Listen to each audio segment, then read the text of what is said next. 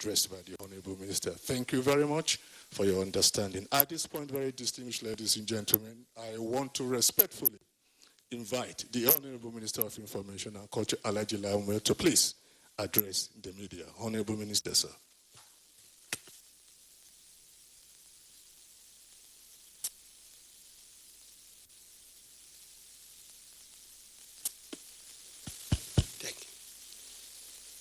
Good morning, gentlemen, and welcome to this press conference.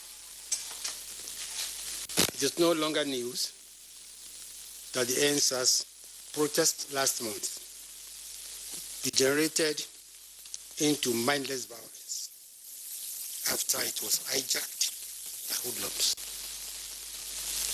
In the aftermath of the protest, however, there are lingering issues.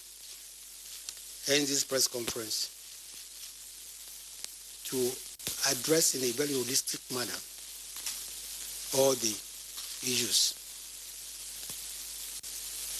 Before we delve into those issues, let's look at the demands of the NSAS protesters, whose campaign was aimed at ending police brutality and disbanding the Special Anti-Robbery Squad, SAS, and also the response of the federal government.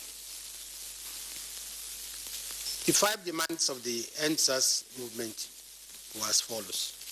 1, the immediate release of all arrested protesters, justice for all deceased victims of police brutality, and appropriate compensation for their families.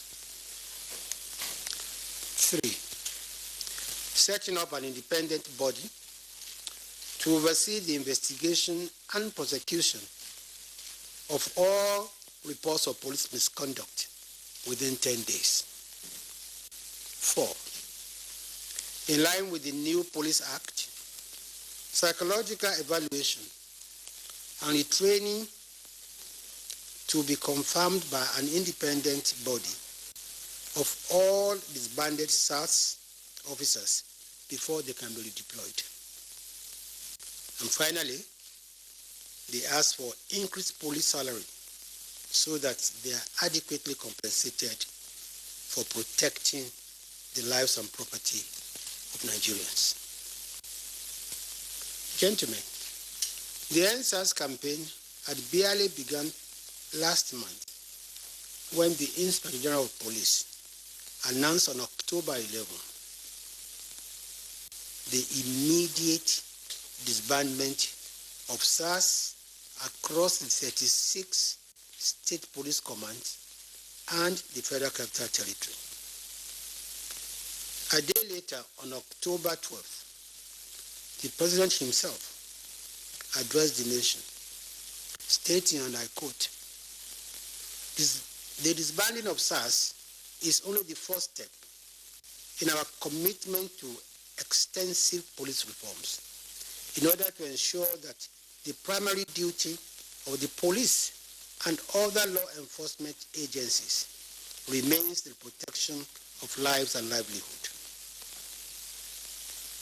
We will also ensure that all those responsible for misconduct or wrongful acts are brought to justice." End of quote.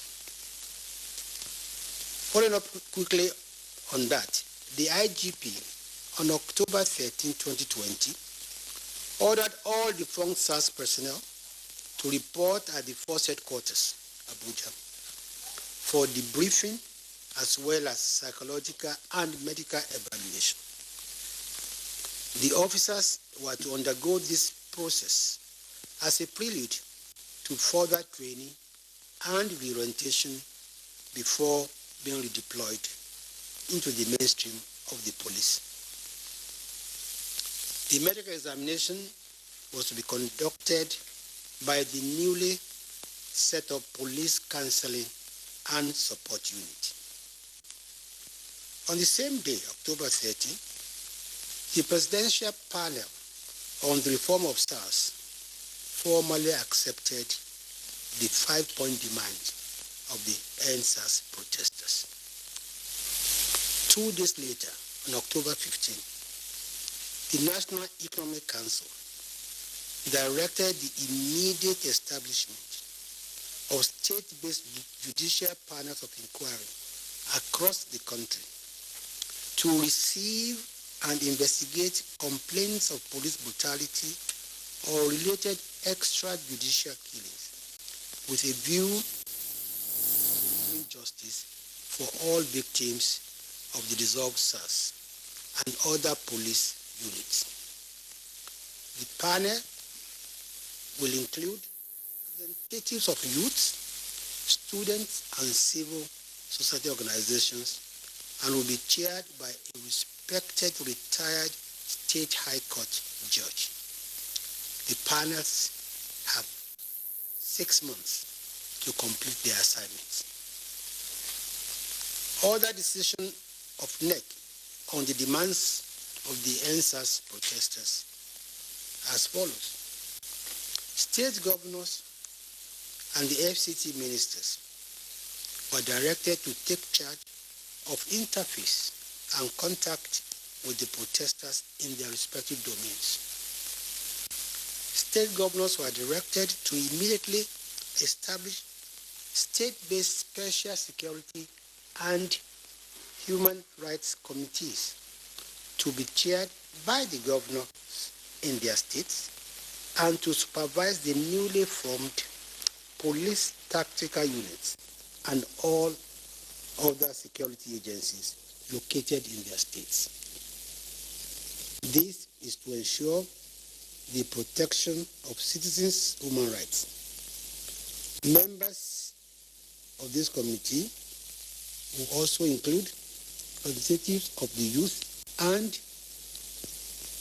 civil society organizations, as well as the head of the police tactical unit in each of the states. The governors were also directed that the special committees on security and human rights should also set up a human rights public complaint team of between 2 and 3 persons to receive complaints on an ongoing basis. That team will be established by each governor.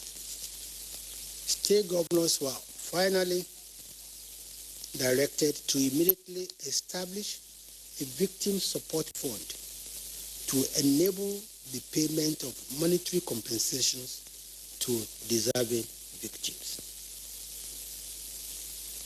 On the federal government's response to the NSAS demand about police salaries, the federal government directed the National Salaries, Income and Wages Commission to expedite action in finalizing the new salary structure of members of the Nigerian police force.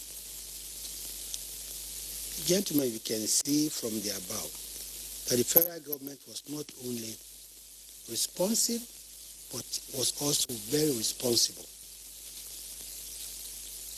in handling the demands of the NSA protesters.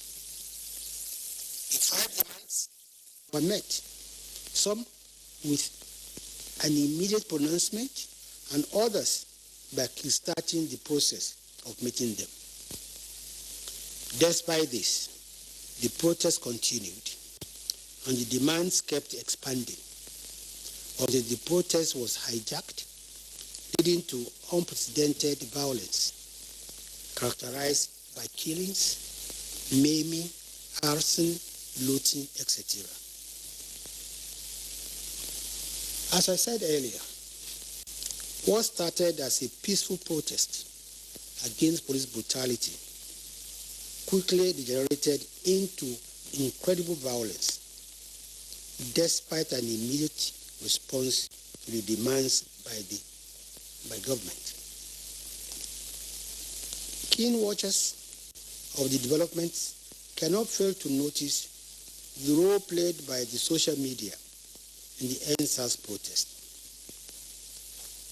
as a veritable tool for mass mobilization, the organizers of the protest, of course, leveraged heavily on social media for that purpose. But on the other hand, the same social media was used to spread fake news and disinformation that catalyzed the violence that was witnessed across the country. This development has reinforced the campaign against fake news and disinformation, which we launched in 2018. As a matter of fact, as far back as 2017, when we dedicated that year's National Council on Information meeting to the issue of fake news and disinformation, we had been expressing concern on the dangers posed by irresponsible use of the new media platform. The concerns culminated in the launch of the national campaign, which I referred to earlier.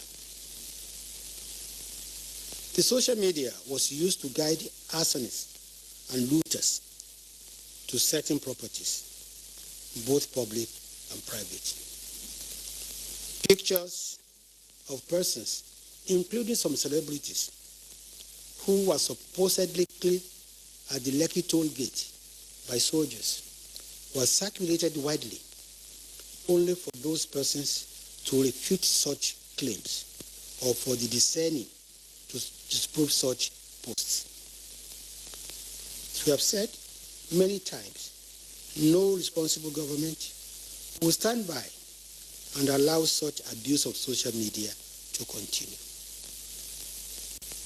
The fake news, stroke disinformation purveyors have latched onto our concerns to allege that the federal government is planning to shut down the social media. No, we have no plans to shut down the social media. What we have always advocated and what we will do is to regulate the social media.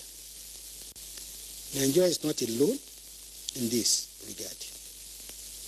The issue of social media regulation is an ongoing debate, not just in Nigeria, but around the world, including in the United States of America, which is the flag flyer of constitutional democracy. Even the owners of the various social media platforms, including Facebook, are increasingly joining the call for content regulation. Some otherwise respected opinion leaders have been playing to the gallery on the issue of social media regulation by making inciting and incendiary statements, while some other individuals and groups have been threatening fire and brimstone over the issue of social media regulation. What they failed to understand is that the only reason we are even able to have this debate is because we have a country.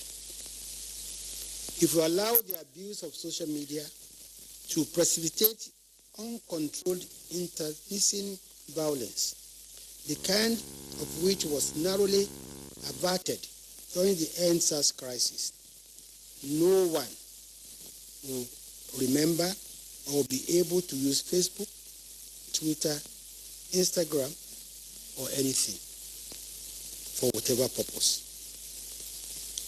It is incumbent upon us all, therefore, to strike a balance between free speech, which this government is committed to upholding, and fake news, disinformation, which it is determined to fight. While we await the judicial panel in Lagos to unravel what transpired at the Lekki toll gate, what we can say, based on testimonies available in the public space, is that the world may have just witnessed, for the very first time ever, a massacre without bodies. Some have tagged it social media massacre. The testimony of Brigadier General Ahmed Ibrahim Taiwo of the Nigerian Army for the panel was compelling, and I'm sure many of you have listened to or watched it. The highlights for those who may not have watched the testimony are as follows. 1. Soldiers were deployed all over Lagos, including Lekki toll gate, after the other security agencies were overwhelmed on October 20th, 2020, upon the request of the state government. 2. Before deployment, the soldiers were briefed on the rules of engagement, which they adhered to also. 3. Soldiers at Lekki toll gate fired blank ammunition into the air. 4. Blank ammunition cannot do any damage to the flesh, not to talk of killing anyone. 5. Firing live ammunition into the crowd, as some have alleged, would have led to mass killing, which never happened. Sadly, the purveyors of fake news and disinformation succeeded in deceiving the entire world that indeed there was mass killing in Lekki. Even when till date, not a single body has been produced and not a single family or relative has come out to say that their child or ward was killed at Lekki toll gate. More surprising and irresponsible is the fact that some people have been calling for sanctions against Nigeria or against Nigerian government officials on the basis of a hoax. This is one of the dangers of fake news and disinformation. Once fake news is out, many run with it without looking back, even when the truth is eventually revealed. We therefore want to use this opportunity to ask those who have alleged massacre at the Lekki toll gate to go to the judicial panel to present their evidence or evidences to the world, or simply admit that they've goofed and they have deceived the whole world. Like everyone else, I watched the CNN report yesterday. I must tell you that it reinforces the disinformation that is going around, and it is blatantly irresponsible and a poor piece of journalistic work by a reputable international news organization. CNN engaged in incredible sensationalism and did a good disservice to itself and to journalism. The first instance, CNN, which touted its report as an exclusive investigative report, sadly relied on the same videos that have been circulating on social media without verification. This is very serious, and CNN should be sanctioned for that. CNN merely said the videos were obtained by CNN without saying where from and whether or not it authenticated them. Were CNN reporters and cameramen at the Lekki toll gate that evening? If the answer is no, on what basis were they reporting? Relying on second or third-hand information and presenting it as CNN investigations? Why didn't the CNN balance its story by showing the compelling testimony of Brigadier General Taiwo before the judicial panel in Lagos? Is this one-sided reporting what is expected from an international media organization or any serious news organization, if CNN had done its investigation properly, it would have known how fake news and disinformation were trending during the NSAS crisis. The BBC, even though they report on this, and will recommend that report to the CNN. Talking about the BBC, a report with the BBC's pidgin service, Damilola Banjo. So, talking about the BBC, a reporter with the BBC's pidgin service, Damilola Banjo, was at Lekki Tollgate protest ground that night. She was quoted as saying, soldiers were indeed at the toll gate, but they shot sporadically into the air and not at the protesters. CNN, that was not at the scene, reported otherwise. In hearing its so-called investigative report, CNN conveniently forgot that on October 23, 2020, it tweeted from its verified Twitter handle that the military killed 38 people when it opened fire on peaceful protesters on Tuesday, October 20, 2020. Less than a month later, the same CNN, in what it called an exclusive report based on a rehash of old unverified videos, was only able to confirm that one person died in the same incident. In its jaundiced reporting, CNN was blind to the fact that 6 soldiers and 37 policemen were killed in unprovoked attacks. Obviously, CNN did not consider the security agents human enough. CNN, in its investigation, was blind to the CNN in its investigation was blind to the wanton destruction of property in Lagos and across the country. Also, CNN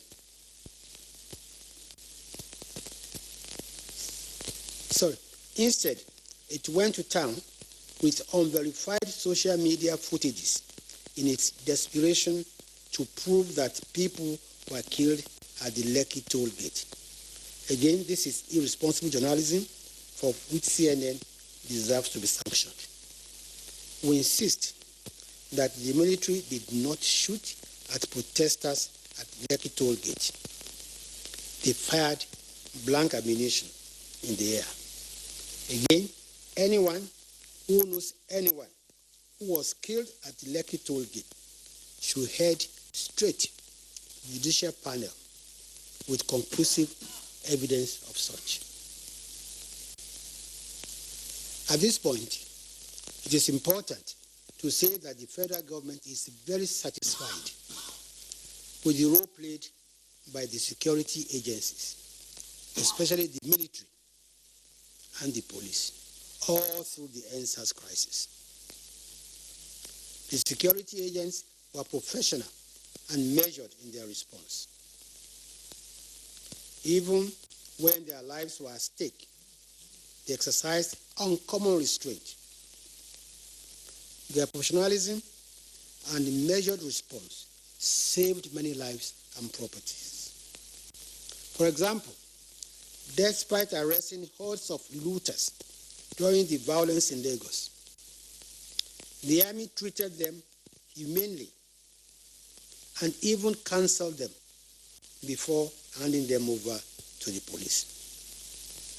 The same cannot be said of those who unleashed mayhem on the security agents, killing and maiming them, sometimes in such a barbaric manner that is unprecedented in these parts. As I said earlier, 6 soldiers and 37 policemen were killed all over the country during the crisis. This is in addition to 196 policemen who were injured, 164 police vehicles that were destroyed, and 134 police stations that were raised. Also, the Nigerian Security and Civil Defense Corps, the Nigerian Customs Service, and the Nigerian Immigration Service all lost infrastructure, equipment, and other valuables to attack by hoodlums during the crisis.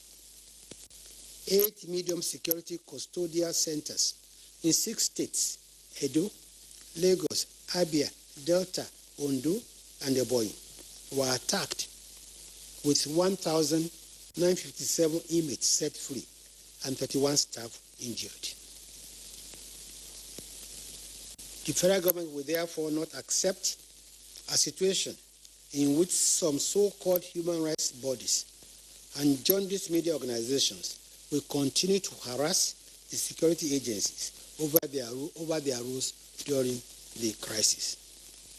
Soldiers, policemen, and other security agents deserve commendation, not condemnation, except, of course, their critics are saying they are not human beings and that their own rights do not matter.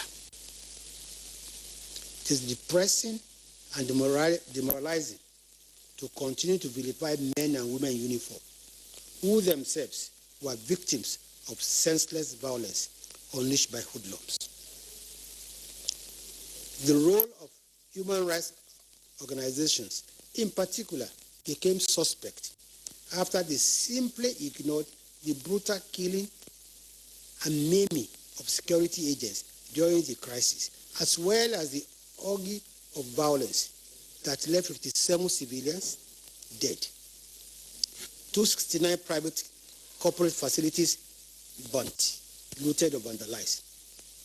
243 government facilities burnt, vandalized, and 81 government warehouses looted, and instead continued to dwell on the bodiless and bloodless massacre at Lekki Toll Gate. They did not see anything wrong in the public and private properties that were burnt or looted. Neither did they see anything wrong in the fact that some of the businesses that were looted belonged to struggling young men and women. All they could see in their biased view of the whole situation was a hoax massacre. Still on the alleged Lekki Toll Gate massacre, one of the purveyors of fake news and disinformation during the NSAS crisis was one DJ Switch, real name Obianuju Catherine Ude, even though she claimed to have authentic evidence of mass killings.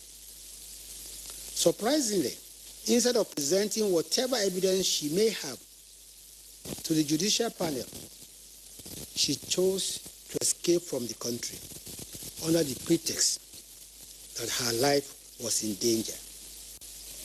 I ask, in danger from whom? The military has come out to say they never sought after her. To the best of our knowledge, the police never declared her wanted. Her conduct thus becomes suspect. Who is she fronting for? What is her real motive? Who are her sponsors? If she has any evidence of killings, why is she not presenting such evidence to the panel? If she was so desperate for asylum in any country, does she have to resort to blatant falsehood to tarnish the image of the country just to achieve her aim? In the fullness of time, this lady will be exposed for what she is, a fraud and a front for divisive and destructive forces. At this juncture, we want to appeal to countries that have made very hasty judgments on the basis of fake news and disinformation emanating from the NSAS crisis to endeavor to seek and find the truth. In the aftermath of the NSAS crisis, the National Broadcasting Commission fined 3 broadcast stations for using unverified and dangerous information from social media. Commentators, many of whom did not even know why the NBC imposed the fines, rushed to allege an attempt to stifle free speech.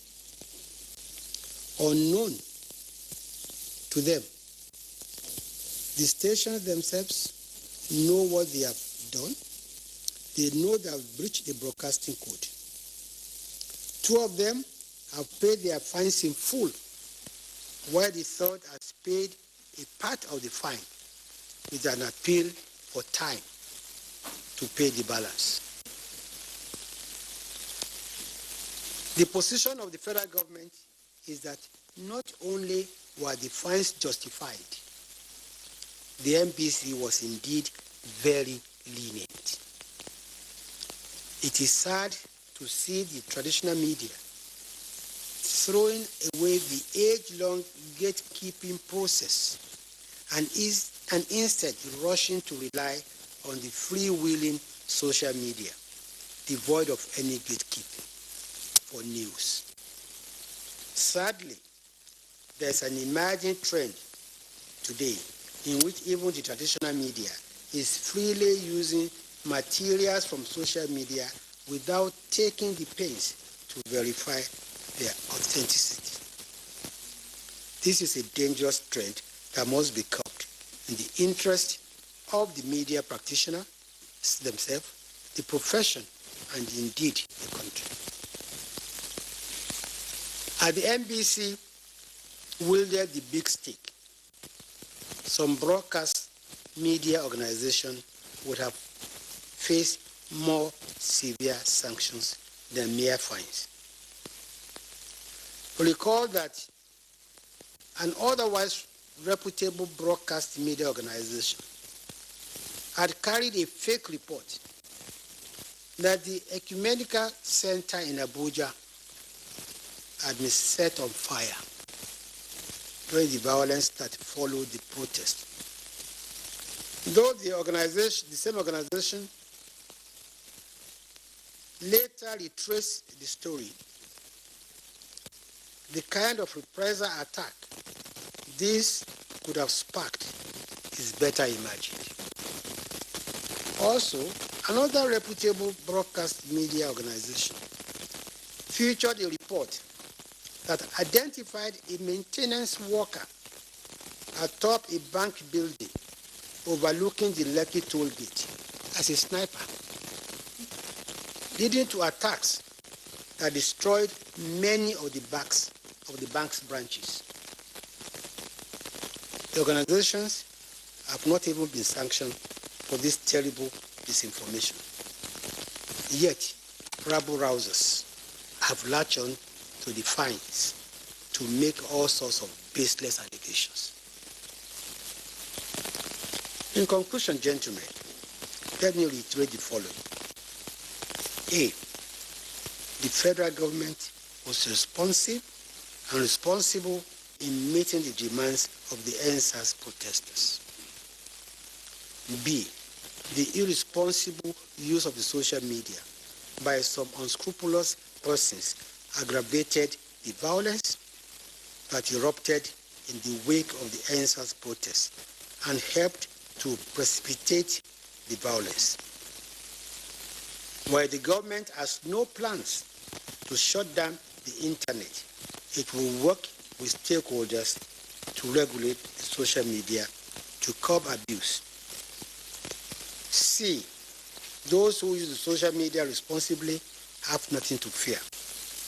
But those who abuse it have every reason to be worried, as no responsible government will stand by and allow a few unscrupulous elements to set the country ablaze. D, CNN grouped in a preconceived stance that the soldiers who were deployed to Lekki toll gate indeed shot at protesters, killing some of them.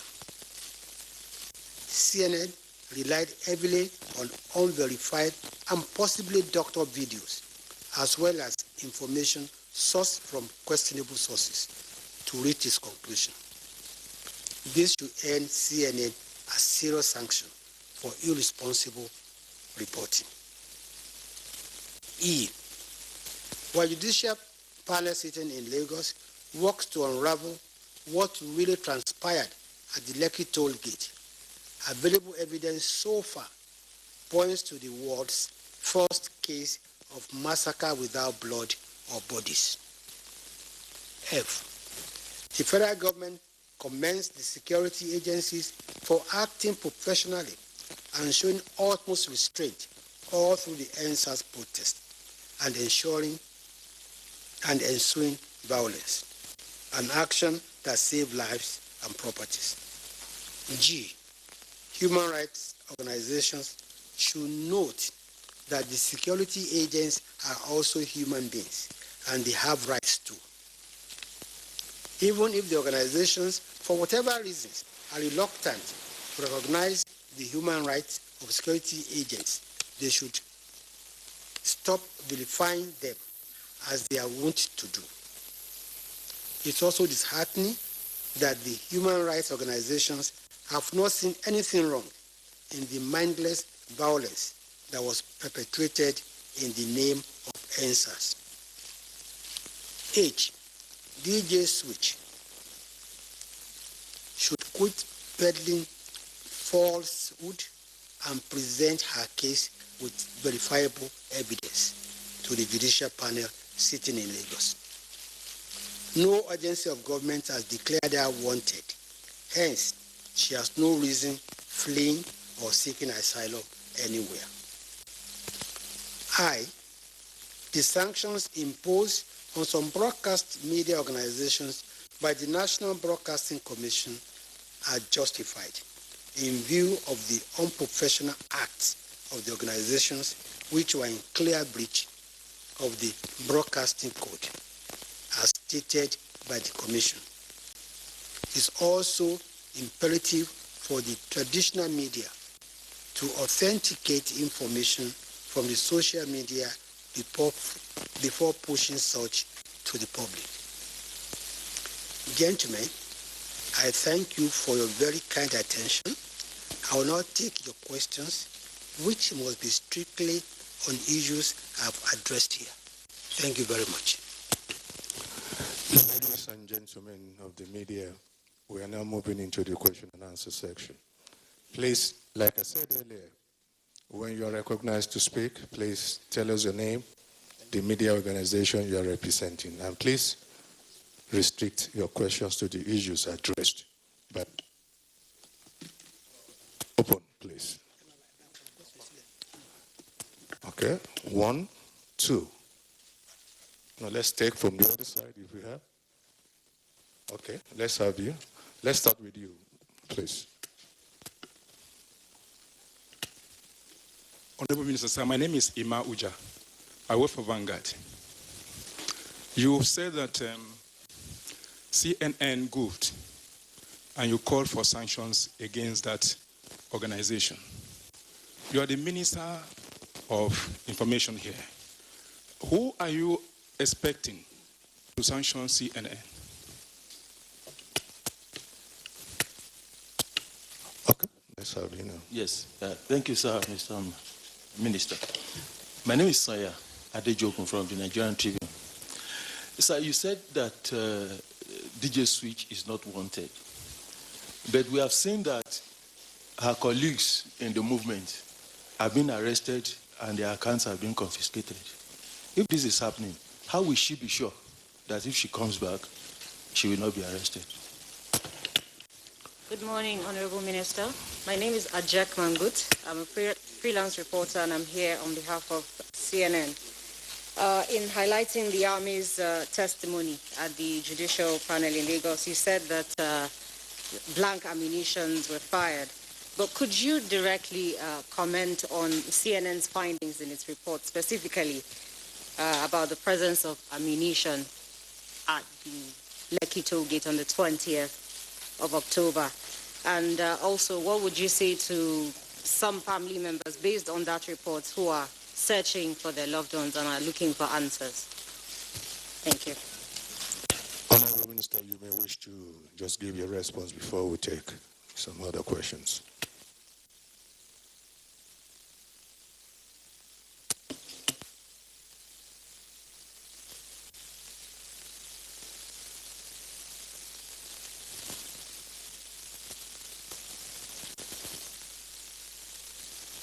I think the first question is that as the Minister of Information and Culture. Yeah, you are saying that Yes. What kind of sanctions do you expect? Yes, thank you. I believe that CNN itself has internal mechanism to discipline airing staff and representatives. But on our own part also, we will do the needful. The second question is DJ Switch, that I said is not wanted, and that, and you say, after all, there are some people who are NSAS protesters who are been detained or who have been harassed by the authorities. My answer is very simple. The fact that you are an NSA protester does not grant you immunity from lawful investigation, lawful arrest. And it's on record that even some of those who had been arrested had been freed by a high court. And even those whose accounts have been investigated, have been blocked, the CBN went to court and got proper order. And I know that even one of them whose passport was impounded has had her passport released. In other words, what we're saying is that we would not do anything unlawful or purely as a vengeance. The security authorities must not be impeded in investigating anybody, provided they do so lawfully. And I think the third question is from the same representative. And the, yes.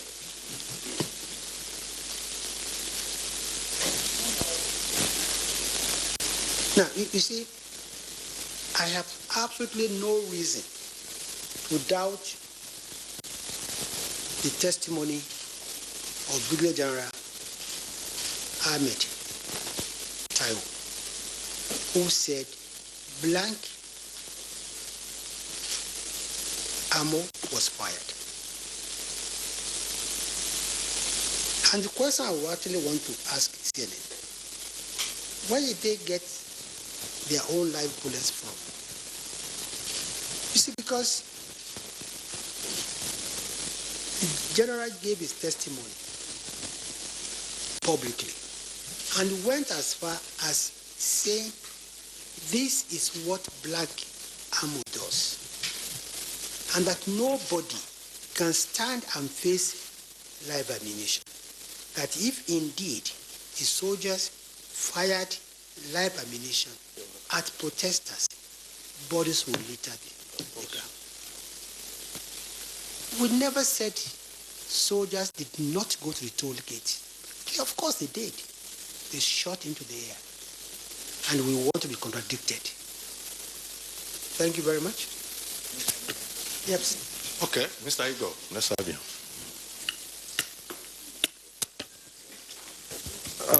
Honorable Minister, good morning. My name is Igo Kerega. I work for the Guardian newspapers. A lot of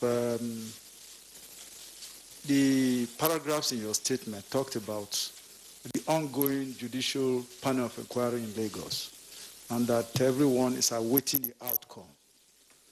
But you have also, in another breath, you have discharged and acquitted the army, the security forces, and you have said that there are no bodies. Now, is this not putting some pressure on the outcome of the judicial panel of inquiry. Thank you, sir. May I ask you, how does that put pressure on the panel? I said, while awaiting the outcome of the panel, as of today, this is the situation. And I say, if there's anybody who knows anybody whose son or daughter or what is missing, or who was at the toll gate, Lekki, on the 20th, and is unaccounted for, such fellows should please proceed straight to the judicial panel. So how am I putting pressure on the judicial panel? Okay, that's how So my name is Felix Onwan, and I write for Reuters World News Agency. You said CNN is going to be sanctioned by government for the... Yes, what is the likely, what kind of sanction do you likely going to, make today? That's one. Two, the federal government have asked the organizers of NSAS, the youths, to send a representative for dialogue. And at the same time, some of the organizers, some of the members are being prosecuted, their accounts are being frozen. How do you reconcile this? Dialogue, prosecution. Do you think they will have the confidence of really coming to have a dialogue with the federal government? What's your reaction to it? Felix, I explained in respect of your first question. Which was that? I said CNN itself has internal mechanism to sanction airing staff. But in addition, we will also do the needful. Make that clear. Two, I don't see any contradiction in asking the NSAS people to come forward. Bring your leadership. The government wants to engage with you. And we're not just saying this now. We said that before the NSAS protest was hijacked by hoodlums.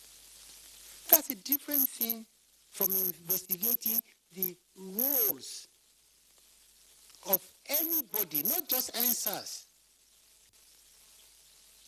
And as long as this investigation are done lawfully, I said again, being a member of NSAS does not grant you immunity if you are breaking the laws of the land. Thank you. The last question for the extreme end there. Thank you. Honorable Minister, thank you for the briefing. I have an observation and a question that follows it. You just, like what my colleague said the other time, you've given the military a clean bill of health on this matter.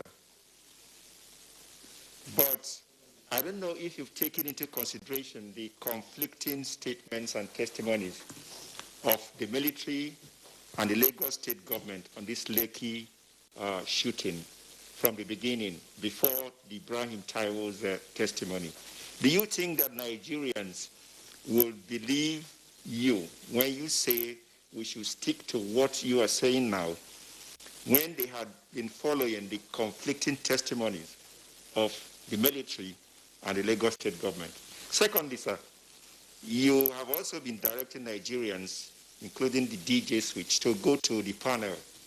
Are you also aware that that panel is a subject of controversy, that some Nigerians have even approached the court to stop the panel from sitting, that even the governor of Lagos State, based on the conflicting testimony he has given himself, should not be setting up a panel to probe the incident?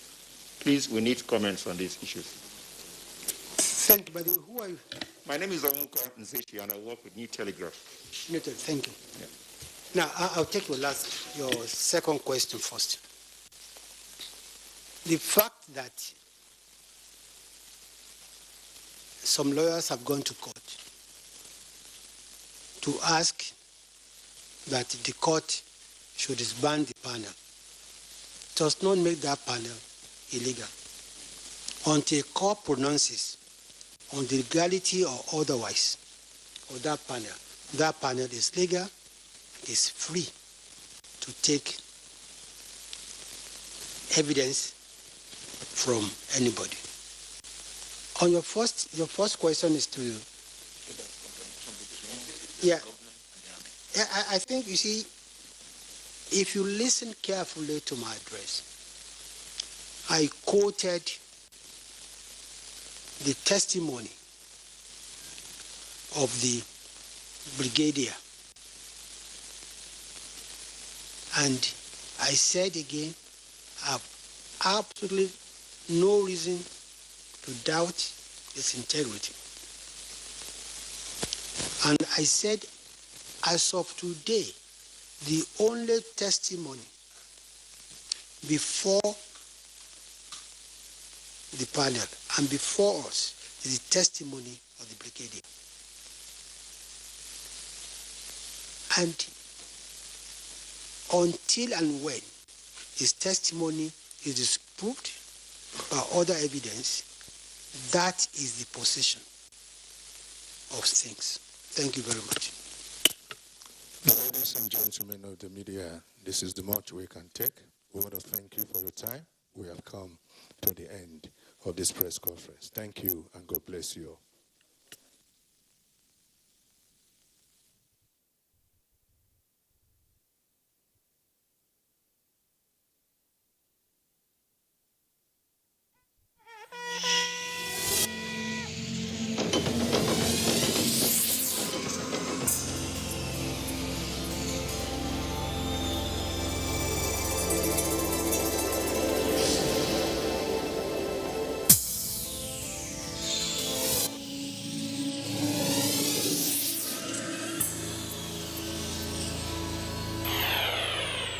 NTA, you can't beat the rich.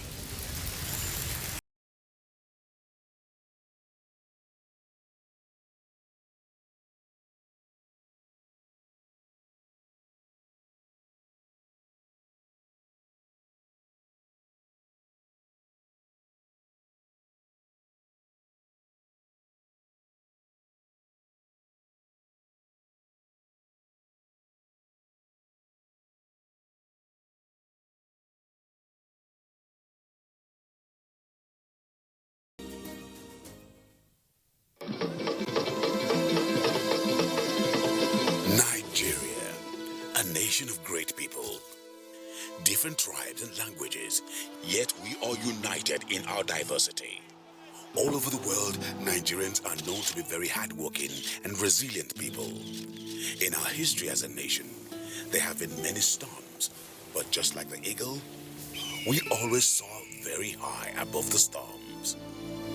Together, as a nation, we stood against Ebola virus disease in 2014, and we conquered. Together as a nation, we shall stand against COVID-19, and we shall surely triumph. Let's do our part as citizens, obey the health authorities, stay at home, practice social distancing and proper hygiene. When this is over, and very soon it will be, we shall dance again at the Calabar Carnival, the Eyo Festival, Celebration, Ojudeoba Festival, and Aragongo Festival. When this is over, and very soon it will, we shall flock the beaches again. We shall attend our music concerts again. We shall invite the world once again at the Lagos City Marathon. When this is over, and very soon it will be, we can return to our hustle and bustle. We will gather at our churches and mosques. We shall return to our schools and institutions. Our hope is alive. We are Nigeria, and together we shall rise again. Nigeria Film Corporation, powering possibilities.